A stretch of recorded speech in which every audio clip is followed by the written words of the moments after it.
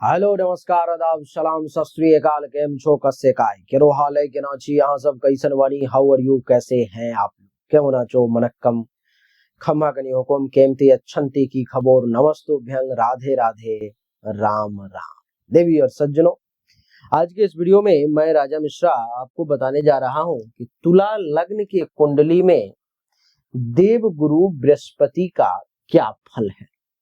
तुला लग्न के कुंडली में देव गुरु बृहस्पति आपको कितना अच्छा या कितना बुरा फल देंगे। देवी और सज्जनों, एक चीज आप गौर करो कि तुला लग्न की कुंडली ये इसलिए है क्योंकि यहाँ प्रथम भाव में 7 लिखा हुआ है, इसलिए तुला लग्न की है। और देव गुरु बृहस्पति इस कुंडली में तीसरे और छठे भाव के मालिक है, इसलिए ये एक मारक ग्रह है। तुला लग्न के कुंडली में देव गुरु बृहस्पति अच्छे ग्रह के तौर पे नहीं जाने जाते। इस कुंडली में हमेशा ये बुरा ही फल देते हैं। अब ये अलग बात है कि किस भाव में बैठ करके क्या बुरा फल देंगे, वो मैं आपको संक्षिप्त में अभी बताऊंगा। तुला लग्न वाले लोग एक रत्न है जिसका नाम है ओपल फायर अथवा ओपल, वो जरूर धारण करें। अगर आप धारण करते हो तो इससे आपको बहुत लाभ मिलेगा। ओपल फायर और ओपल धारण करने से आपका आत्मशक्ति बहुत बढ़ जाएगा, आपका लग्न बहुत मजबूत हो जाएगा, जिससे जीवन में किसी भी प्रकार की कोई भी परेशानी अगर कोई भी ग्रह देने की कोशिश भी करता है तो अगर लग्न मजबूत है, आत्मा मजबूत है, तो वो बहुत ज्यादा कुछ बिगाड़ नहीं पाता लोगों को। तो इसलिए आप ओपल या ओपल फायर जरूर धारण करो। ओपल या ओपल फायर धारण करने से आपके सुख के साधनों की वृद्धि हो जाएगी, आमदनी बढ़ जाएगी, रुपया पैसा धन दौलत बढ़ने लगेगा, जमीन मकान गाड़ी घोड़ा बंगला के सुख के प्राप्ति के योग बनने लगेंगे। क्योंकि विपरीत ग्रह अगर डैमेज करने की भी कोशिश करेगा तो लग्न है तुला, लग्न स्वामी रत्न धारण करने से मजबूत हो जाएगा। जब घर का मालिक मजबूत हो, दुश्मन चाह करके भी उस पर में नजर नहीं उठा पाता है। अगर आप अपने परिवार में हो और आप मजबूत हो तो आपके बच्चे माता पिता किसी पर में अगल बगल वाला कोई दुश्मन जो है तो चाह करके भी कुछ नहीं कर सकता। आपके डर से क्यों कहेगा ये बड़ा मजबूत है, इसको कुछ करूंगा तो ये मारेगा नहीं। तो ठीक उसी प्रकार से तुला लग्न का व्यक्ति ओपल या ओपल फायर जरूर धारण करे। आप चाहोगे तो मैं आपको उपलब्ध करवा दूंगा। ओपल या ओपल फायर लाखों रुपए के आते हैं, लेकिन मैं ओपल अगर आप धारण करोगे तो मैं बता देता हूं कि अंगूठी के साथ पूजा पाठ करके उसकी सिद्धि करके आपके एड्रेस में पहुंचाने का मेरा काम है। मात्र 5,000 रुपया आपका खर्च होगा और उसमें ओपल नाम का रत्न का अंगूठी तैयार करके सब कुछ करके आपके एड्रेस पर मैं भेज दूंगा। अगर आप ओपल फायर धारण करोगे तो लाखों रुपए के आते हैं। मात्र 10 से 15,000 रुपया अगर आप खर्च करोगे तो बढ़िया क्वालिटी का ओपल फायर मैं आपके लिए आपके एड्रेस पर भिजवा दूंगा, जो आपको मिल जाएगा। आप अगर चाहोगे तो इसी पैसे में मैं कुंडली में जांच भी कर लूंगा जो आपके लिए ये रत्न बढ़िया है या कोई दूसरा रत्न आपको धारण करना है। तो आप अपना जन्म तारीख, जन्म समय, जन्म स्थान, दोनों हाथ के हथेली का फोटो और ये रत्न के लिए पेमेंट व्हाट्सएप नंबर जो सामने 70 है 7062757996 पर डाल दोगे, आपको सारी जानकारी मिल जाएगी। आइए अब चर्चा को आरंभ करें और जानने की कोशिश करें कि गुरु का क्या फल है। देव गुरु बृहस्पति क्योंकि इस कुंडली में एक मारक ग्रह है, इसलिए अगर आपके कुंडली के प्रथम भाव में यहाँ पर में अगर देव गुरु बृहस्पति है तो आपको जब भी गुरु का समय आएगा तो मानसिक तौर पे परेशानी, विवेक का सहारा कम मिलेगा, शील स्वभाव में परेशानी, संतान को लेकर के परेशानी, वैवाहिक जीवन में परेशानी और भाग्य का भी साथ बहुत अच्छा नहीं मिलेगा।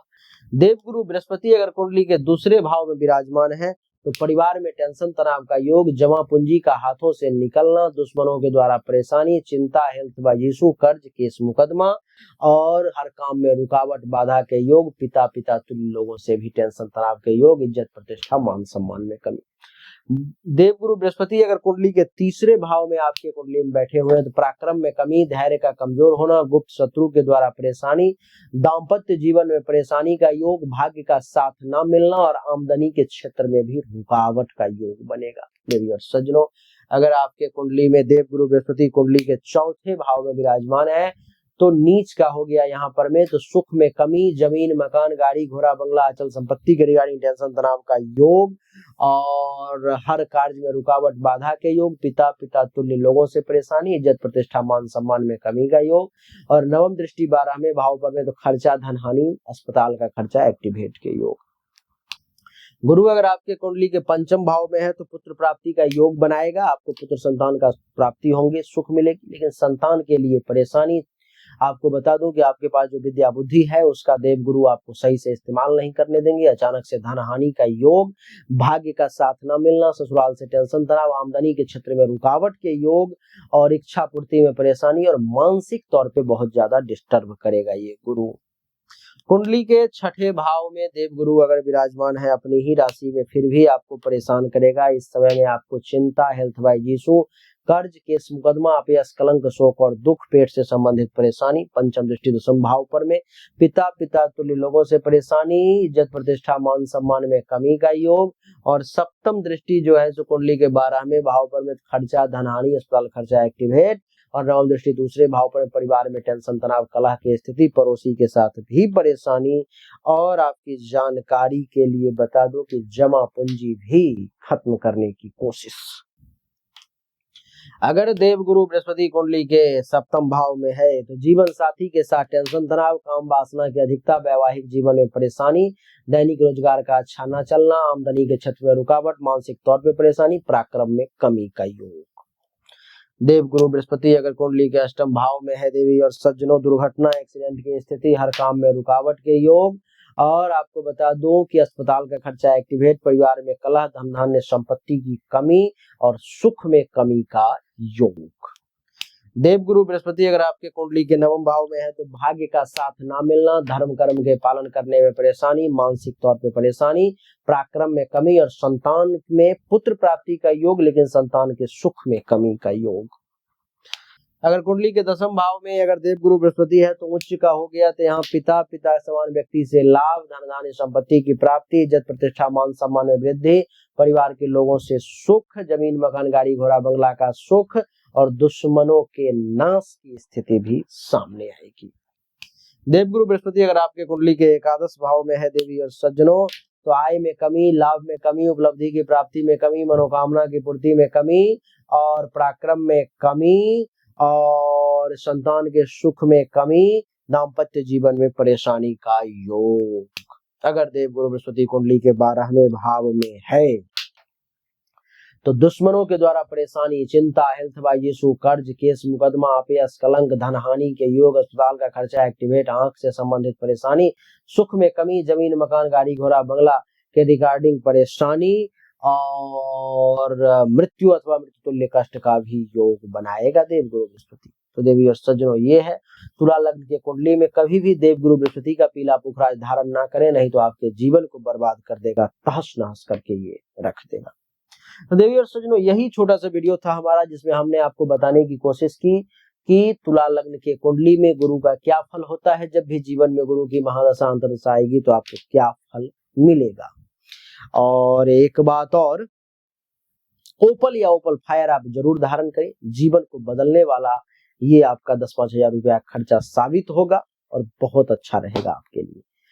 अगर पहनना चाहते हो तो सामने दिए गए व्हाट्सएप नंबर पे मैसेज करो। जन्म कुंडली विस्तार में दिखाना चाहते हो, हस्तरेखा विस्तार में जानना चाहते हो, तो सामने दिए गए व्हाट्सएप नंबर पर में आप अपनी जन्म तारीख, जन्म समय, जन्म स्थान, दोनों हाथ की हथेली का फोटो अवश्य भेजें। रत्न धारण करना चाहते हो तो अपना नाम, उम्र, वजन, अपने शरीर का और रत्न का नाम जरूर भेजें।